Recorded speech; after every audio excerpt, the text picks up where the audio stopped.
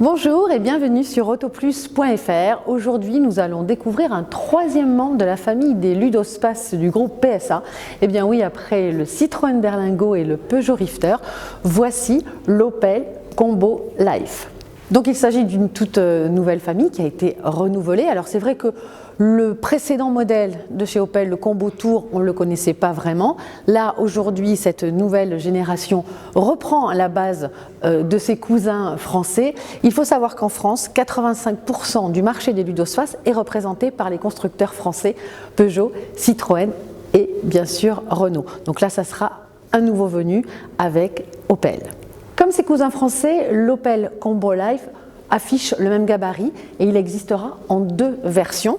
La version normale de 4,40 m et puis aussi une version plus XL de 4,75 m. Et tous deux seront disponibles en 5 et 7 places. Bien évidemment, sur la version XL, on pourra en plus charger plus de bagages, bien évidemment, lorsqu'on aura les 7 places qui seront occupées.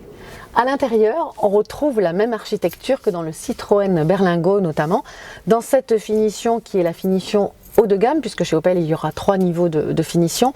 On a ici cet écran tactile de 8 pouces, soit 20 cm, et puis ici on a les commandes de la climatisation. On pourra bénéficier de nombreuses aides à la conduite, un petit peu les mêmes que l'on retrouve dans les SUV aujourd'hui, comme l'alerte de somnolence, l'alerte anti-collision avec détection piéton, l'aide au maintien dans la file. Ces aides-là seront de série, et puis ensuite donc on pourra avoir donc la navigation en option. Ensuite, le principe des Ludospace, c'est d'être aussi très pratique. Donc il y a beaucoup de rangements, des petits endroits ici, là. Grande boîte à gants et surtout ici un rangement qui est très profond. On peut mettre des grandes bouteilles. Il y a aussi des bacs dans les portes parce qu'il ne faut pas oublier justement ce côté pratique quand on voyage en famille.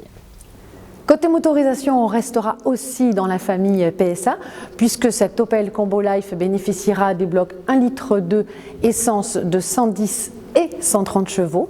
Et côté diesel, ça sera le 1,5 litre diesel en 75, en 100 et en 130 chevaux. Petite précision tout de même, le bloc de 130 chevaux pourra bénéficier de la fameuse boîte EAT8, la boîte auto à 8 vitesses. Pour le moment, les tarifs n'ont pas encore été dévoilés, on devrait les connaître au mois de mai et les premières livraisons interviendront au mois de septembre.